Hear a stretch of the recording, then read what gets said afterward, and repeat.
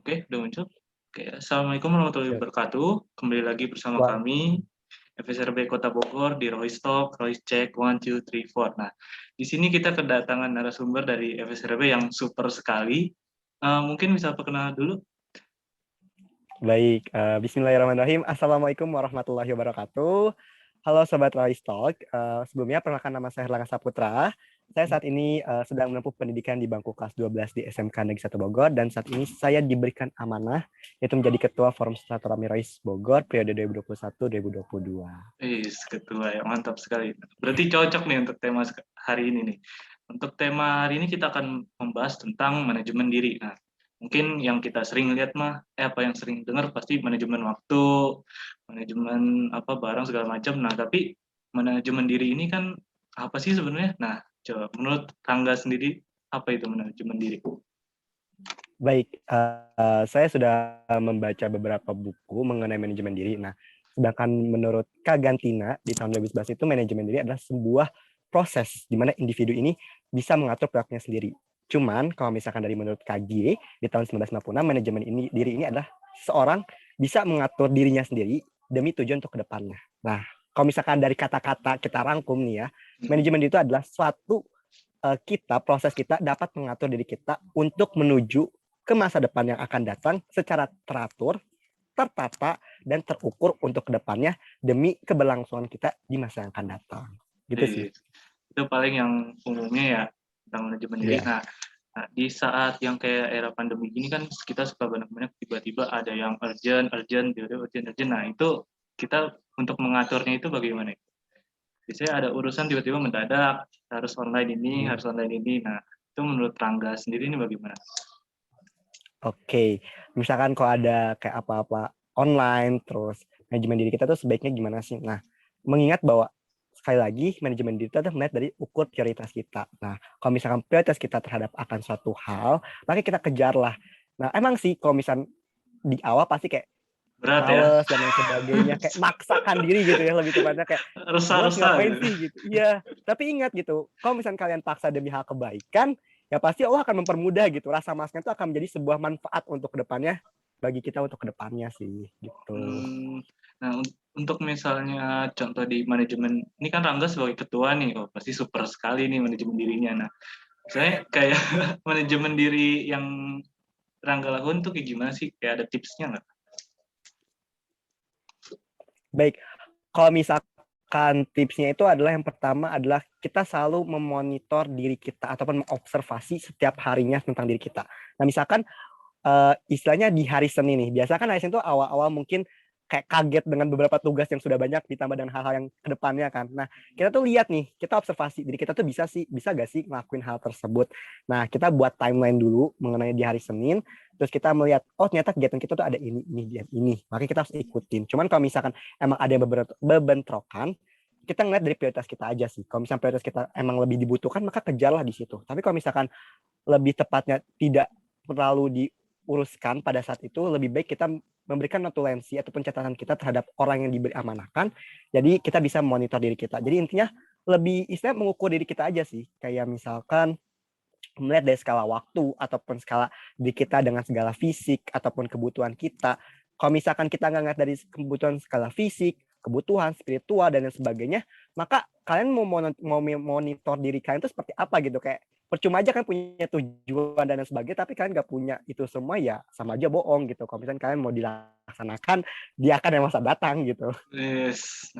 Nah, ini kan tadi kayak ada yang dibahas dari waktunya itu. Nah, sebenarnya kan kita sebagai orang Muslim kan ada 5 waktu sholat, pasti tahu lah ya. Nah, kira-kira menurut Rangga tuh 5 waktu sholat itu bisa ngebantu kita nggak sih untuk apa kayaknya membantu membuat manajemen diri kita jadi lebih baik. Nah, atau ada hal lain gitu yang misalnya bisa dilakukan? Pastinya sih. Kenapa sih sholat 5 waktu ini bisa ngebantu gitu ya buat Mm, manajemen diri? Nah, yang pertama ini kan kita sebagai seorang muslim. Nah, ya. seorang muslim ini lebih tepatnya diharuskan tetap belajar dan belajar demi menggapai cita-cita sebagai seorang muslim yang bertakwa. Nah, cara bertakwanya gimana? Ya kita lakukan kegiatan ibadah kita gitu, kayak sholat, terus selalu mengaji dan lain sebagainya, melakukan hal-hal kegiatan positif untuk orang lain lah. Jadi lebih tepatnya ini membantu banget. Kalau misalkan kita sudah terarah terhadap hal-hal positif dengan ibadah-ibadah kita, maka kita akan terhindar dari kegiatan-kegiatan yang negatif. Jadi lebih tepatnya kita bisa mengontrol diri kita terhadap apa yang lagi marak-maraknya di zaman sekarang yang hal-hal negatif. Jadi kalau misalnya kita udah sering sholat dan sebagainya, lebih tepatnya kita langsung tahu, oh ini udah kegiatan yang udah negatif nih.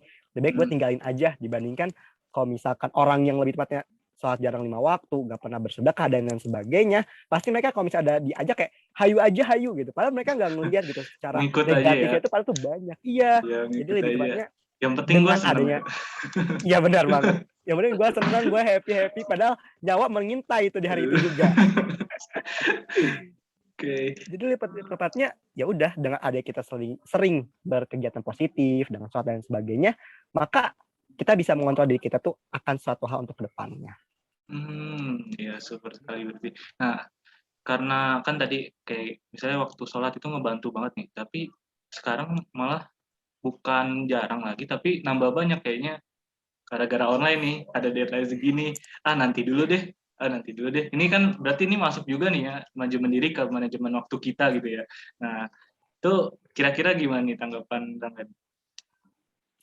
Oke, sebenarnya kita dibilang ngelihat prioritas kita ya. Lebih tepatnya kita tentu saja harus mengutamakan kegiatan ibadah kita. Kenapa sih kegiatan ibadah kita dibandingkan tugas yang lain? Karena apapun tuh ya agama dulu gitu yang diperkuat. Kalau misalkan agama udah kosong melontong, ya tugas gimana mau dilancarkan nama Allah gitu ya. Maja bohong gitu ya. Kita cuma dekat sama Allah waktu minta-minta, ya Allah tolong kabulkanlah aku supaya masuk PTN. Padahal salatnya belontong-belontong. Kan sama aja bohong gitu ya istilahnya. Jadi lebih tepatnya ya kita tuh apapun keadaannya utamain dulu tuh kegiatan ibadah gitu.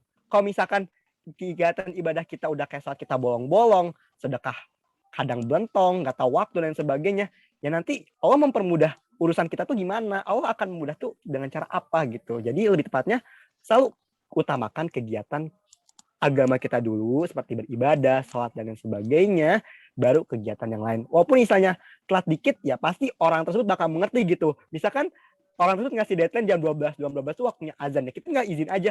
Maaf Ibu, saya atas Telat nama gitu. Herlangga Saputra dari kelas 12 BDP 2 misalkan, nah, izin mengirimkan tugas secara telat dikarenakan lebih memprioritaskan agama terlebih dahulu. Mohon maaf sebelumnya jika ada kesalahan kata dan sebagainya. Jadi itu berkomunikasi juga penting gitu dalam manajemen. Kalau misalkan kalian cuman sholat terus dan sebagainya tanpa konfirmasi nih, pasti gue langsung nangkap kayak ini orang telat kenapa gitu. Yang ada mah bersuuzon gitu terhadap kita sendiri gitu. Telatnya kita selalu berkomunikasi jika ada sesuatu emang yang tepatnya tidak bisa kita lakukan gitu.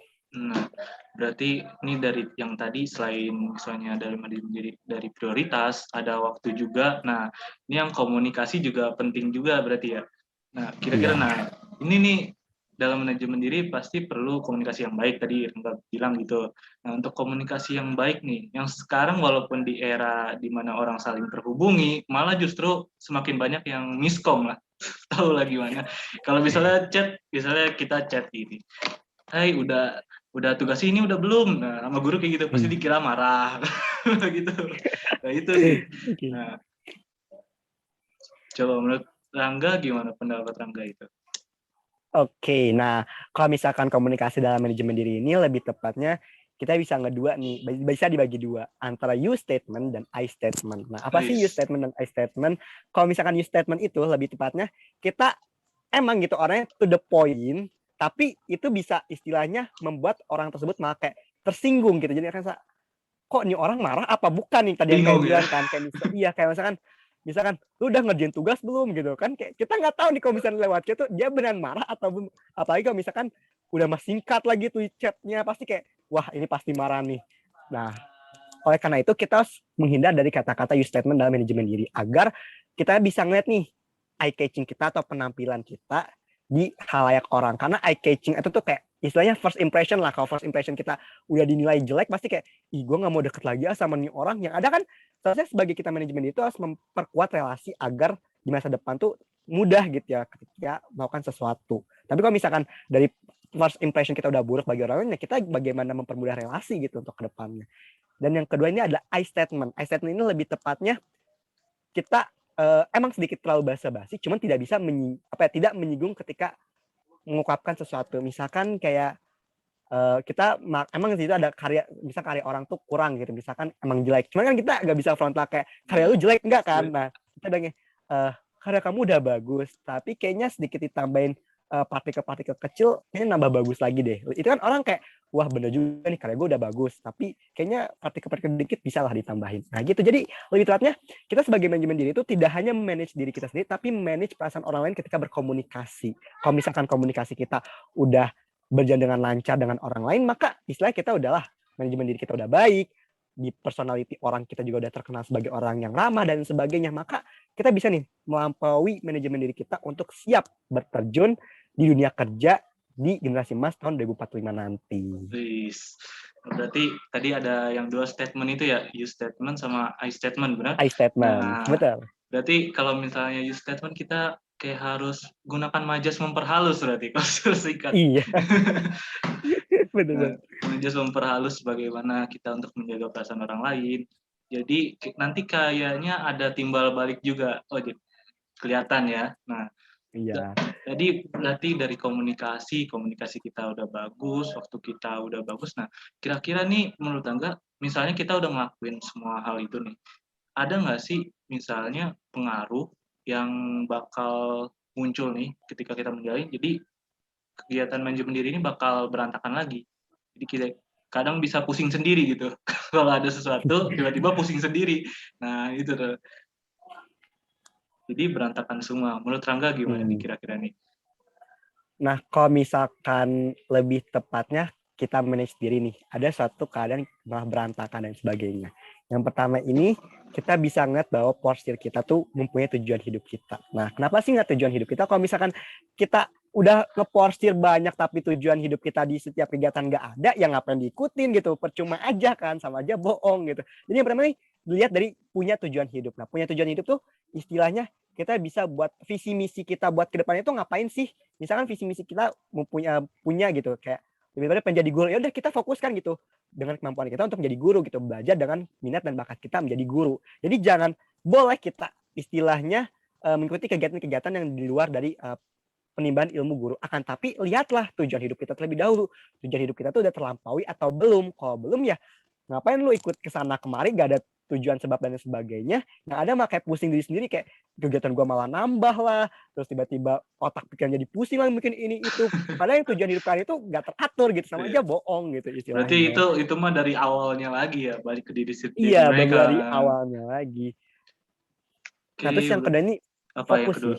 Fokus. Lebih ke fokus aja. Kalau misalkan kalian udah punya tujuan hidup, tapi gak fokus gitu, sama aja lebih tepat kan punya tujuan hidup tapi gak mau ngelaksanain apa yang kan punya tujuan hidup tersebut. Jadi lebih tepatnya konsisten. Nah, konsisten dengan fokus ini harus saling berkesinambungan dalam mempunyai manajemen diri. Karena kalau misalkan kalian gak konsisten, kalian gak fokus akan suatu hal, maka itu kembali lagi di awal itu akan berantakan. Percuma kayak punya tujuan hidup tapi gak konsisten dan gak fokus, yang ada mah berantakan kesana kemari, pusing sendiri yang ada jadinya.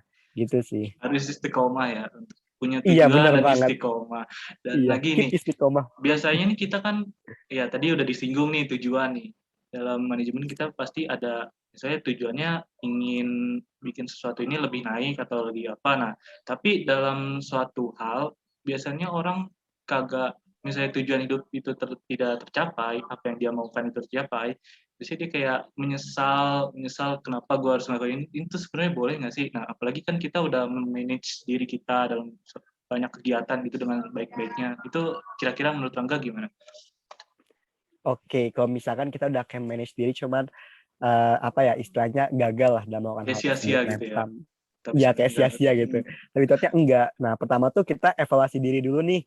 Kayak di selama perjalanan untuk menuju kayak manajemen diri ini, kita ada mistake, kesalahan-kesalahan kecil gak sih?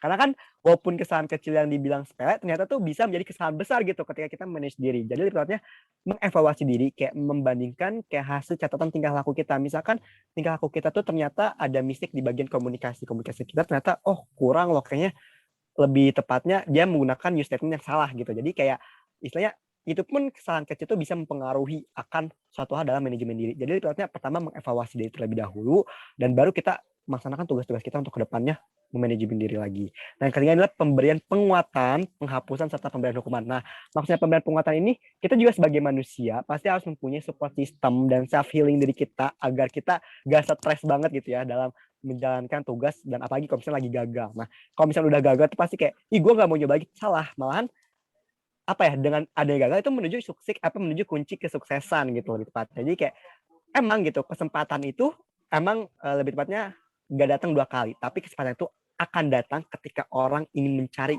suatu hal tersebut. Jadi gitu. Jadi untuk yang penguatan pasti berikanlah diri kita tuh support system, self healing diri kita ketika kita dalam posisi gagal. Yang kedua adalah penghapusan. Nah, penghapusan ini maksudnya apa? Nah, dalam manajemen diri itu kita lihat baik lagi dievaluasi, ternyata ada kegiatan-kegiatan nih yang kayak lebih tepatnya kayak ini percuma aja gue ikutin tapi gak dapat titik apa-apa. Kayak gue tinggalin dan gue kayak cari kegiatan ataupun lebih tepatnya memperkuat konsistensi diri gue di kegiatan yang lain. Nah, soalnya pemberian hukuman. Nah, pemberian hukuman ini lebih tepatnya apa ya? Bukan diberi hukuman, lebih kan kayak sama kayak awal hukuman tapi jenisnya kayak appreciate, kayak berbagai self healing, ataupun kita misalkan gue gak keterima nih di PTN ini, kayaknya gue harus belajar lagi nih biar lebih rajin. Jadi lebih tepatnya hukuman ini memberi feedback baik juga ke kita gitu. Oke, nah berarti ini yang dari awal kita udah bicarain tentang manajemen diri. Ini kan berarti kita harus punya pertama tujuan hidup. Nah, dan tujuan hidup itu juga nggak cukup. Kita harus istiqomah terhadap waktu dan juga harus menjaga komunikasi kita ya. Komunikasi kita jangan terlalu jangan terlalu menganggap semua kayaknya pribadi ya kalau gitu, jangan terlalu menganggap semua pribadi. Terus apalagi kita sebagai pemuda muslim atau pemudi muslim yang bisa dibantu juga dari jadwal sholat. Terus kalau misalnya kita mengalami kegagalan dari manajemen ini, jangan kita jangan kita merasakan menyia-nyiakan gitu. Yang ada kita harus jadikan batu loncatan untuk lebih tinggi lagi. Nah, kira-kira nih bagi Rangga nih ada pesan ya nih bagi pemuda-pemuda atau teman-teman kita nih yang baru pengen mencoba ini, ada pesannya nggak? Oke, kalau misalkan ke pesan, yang pertama adalah ketika kita manage diri kita sendiri, kita harus lebih tepatnya pendekatan diri terhadap Allah. Kenapa sih harus pendekatan diri terhadap Allah? Kalau misalkan ada apa-apa kan Allah yang akan bantu ke depannya. Jadi lebih tepatnya selalu menjadi orang muslim, seorang muslim yang bertakwa. Karena kalau misalkan kita sudah menjadi seorang muslim bertakwa, maka Allah akan memudahkan satu hal untuk ke depannya. Jadi perbanyaklah kegiatan ibadah, perbanyaklah kegiatan hal positif dalam manage diri. Karena kalau misalkan dalam manage diri kan cuma ada mistake, kesalahan-kesalahan besar seperti melakukan kegiatan hal tidak terpuji ataupun negatif, sama aja kalian tidak bisa manage diri. Jadi tepatnya dekatkanlah diri kalian terhadap Yang Maha Kuasa, terhadap Allah dalam kegiatan apapun, dan selalu memprioritaskan kegiatan keagamaan, baik itu ibadah, sedekah, dan sebagainya. Dan tentu saja tidak lupa selalu berpositif thinking dalam manage diri. Karena kalau misalnya kita udah netting, ya adalah ke overthinking. Yang ada kan nggak bisa manage diri, yang ada mah berantakan yang ada. Gitu aja sih. Kacau ya. Oke, Iya. makasih Rangga. Mungkin ini pesan kesannya menarik banget, apalagi materi yang disampaikan tentang manajemen diri juga menarik nih. Oke, mungkin itu dari kami FSRB Kota Bogor di Roystock. Terima kasih yang sudah menyempatkan waktunya untuk menonton. Nah, wassalamualaikum warahmatullahi wabarakatuh. Waalaikumsalam Dadah. warahmatullahi wabarakatuh. Dadah.